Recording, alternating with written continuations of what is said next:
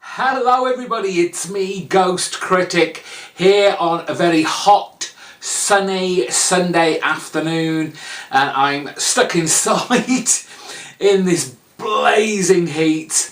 I'm probably gonna sweat lots during this video, but I'm committed to giving you some comic book reviews, although this week they're not great because the books weren't great. I always like to try and keep things positive when I'm reviewing my books, and maybe it's just because this week I only had 3 books on my pull list, and stuff that went on in these issues that I'm going to talk about may have slipped me by, or I might have been less critical about because I would have had more books to read, and they would have probably got lost a lot in the mix, and although they would have been seen quite low on my comic book reading pull list to actually read, I might have given them a pass.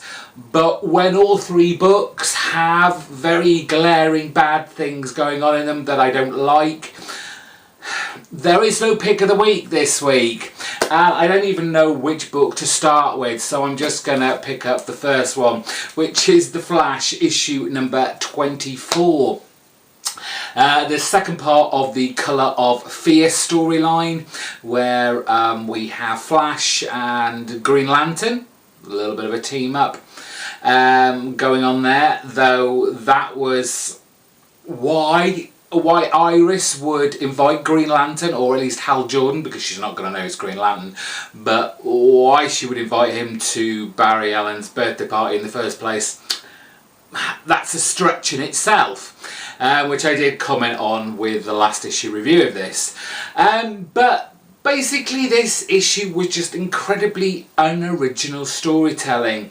We've got Flash and Green Lantern continuing to try and take down Multiplex, which at first seems like it's just a pointless distraction to keep the Flash busy, while we have the other pointless scenario, confrontation between Kid Flash and Reverse Flash.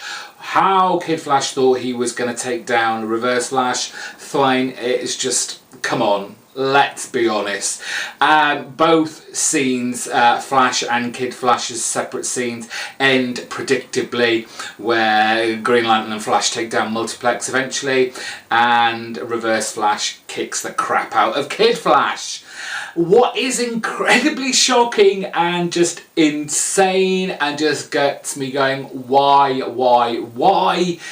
is that once Flash has taken down Multiplex, instead of running off to check out if Iris and Kid Flash are okay, no, I'll have a sit down with Green Lantern in a scene where he's just being all mopey and miserable, which we've seen him for the last couple of issues, and I'm just like, no, this is incredibly poor storytelling by Joshua Williamson here, and it only serves its purpose to allow Reverse Flash to kidnap Iris and whisk her off to the 25th century in this kind of bid to get her to remember a past life pre-1952, Flashpoint, blah, blah, blah.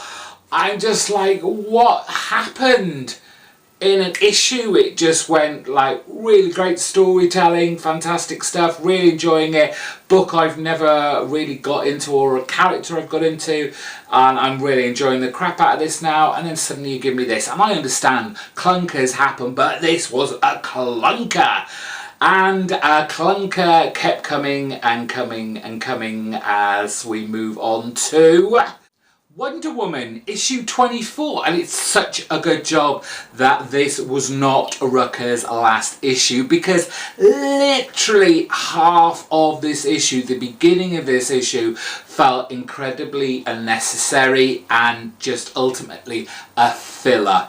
I would have been happy for them to have stripped the first half of this book out, jump on to the second half of this, and then whatever the last issue Rucka, put it all together. I'd have even paid an extra $1 for it, I wouldn't care. But what we basically have in the first part of this issue is just Wonder Woman and Dr. Cale coming back from that kind of halfway point between Earth and Themyscira. And it's just, oh, hi, hello, oh, I'm glad you're safe, brilliant. Oh, what a shame, Dr. Cale's daughter's all the way back there. We as the reader already know that. It serves no purpose to hear Wonder Woman and Dr. Cale explain this to Steve. We don't care. We already know. It's just repetition, and was such a waste of a first half of the issue. And it's not even, I mean, the last half of the issue was okay, but it's not until Barbara, who is now the cheater, starts to kind of reap revenge on Cale that the issue actually starts to pick up, and we have the kind of fight scene between Cale and Cheetah, although you can see it's pretty one-sided. Cale is now the only one who can turn Cheetah back, but Cheetah does not want to be turned back. Barbara has had enough. Themyscira won't take her, has rejected her. She feels like all her friends, even her girlfriends, rejected her.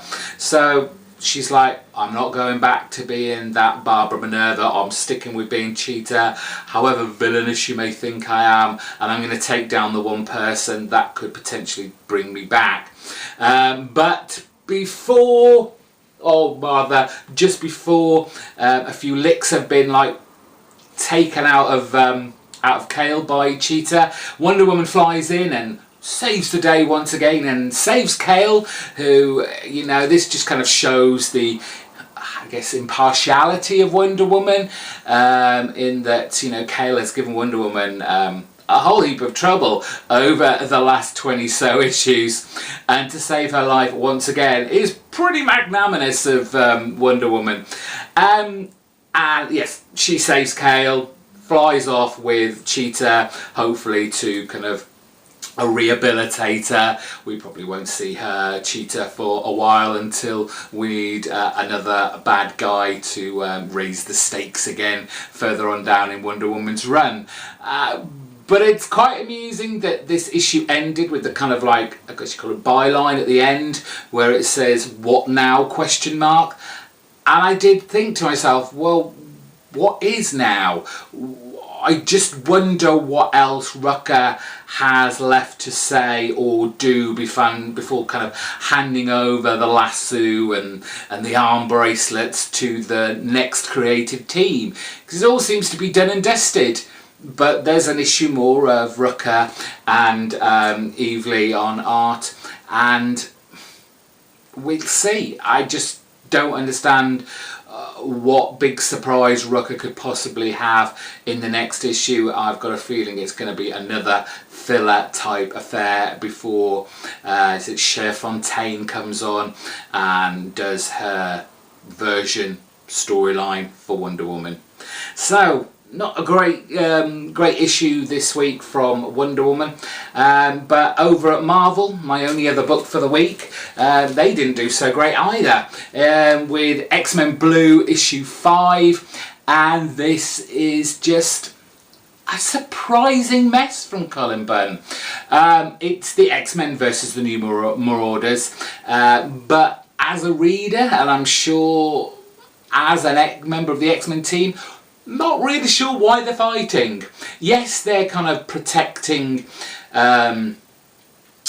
Jimmy Hudson, the son of Wolverine from the Ultimate Universe, but I don't even think they know why they're protecting him. Most of the team decide to kind of choose their rival from the other team and start doing the old smackdown, but it's up to Jean Grey to use her kind of mind probe and find out what's going on in the background. And we have someone very familiar, very we've seen before, but in a different guise. It's Miss Sinister, not Mr. Sinister, it's Miss Sinister, and she's there as a kind of plot device to let us know what is actually happening. And it's very bland and boring. It's just that usual Sinister, however, male, female, young, old, they're experimenting on all these alternate universe mutants. we've had that. That's kind of Sinister's deal. It'd have been nice to see something new from her. The artwork on this one wasn't my favourite. The coupling of Lopez and Smith on art, not the greatest of pairings, and they were almost kind of fighting for dominance in the art style. A lot of it creeping towards Lopez's style, which the past has been very kind of comic booky, cartoony style, and I think it's Smith's encroaching on that style, trying to make it a little bit more believable and more kind of true to life kind of art style, and the two just clashed and made the story very untidy, a little bit messy in parts. And the weird storylines just kept going on in here. At the end we have this kind of nonsensical gift from Miss Sinister. I don't know if it was like a choker that goes around the neck or a little bracelet, but it had a little emblem on. No idea what that was all about, and just seemed to be a kind of throwaway. There wasn't enough mystery in this book. Let's throw this in, little device that may or may not be used in the future. And it was much like kind of Miss Sinister says about James Hudson towards the end of this issue, when all the fighting's done. It's like it was too much trouble anyway, and she walks off with the rest of her marauders. All that time and effort wasted, and I do feel a lot of time and effort was wasted with this issue. I do hope that Cullen Bunn kind of really ups his game back up for the next issue, because this was another clunker. All three this week I was very disappointed with. Such a shame from three of my, not my favourite books, but books that I get a lot of enjoyment out throughout the their particular runs. X-Men Blue, I just had a really fun time with the last 4 issues. Felt very fresh, felt very vibrant, felt very exciting, and this issue just threw those past 4 issues in the bin, and I just hope we don't see this moving forward. That's it for my 3 books.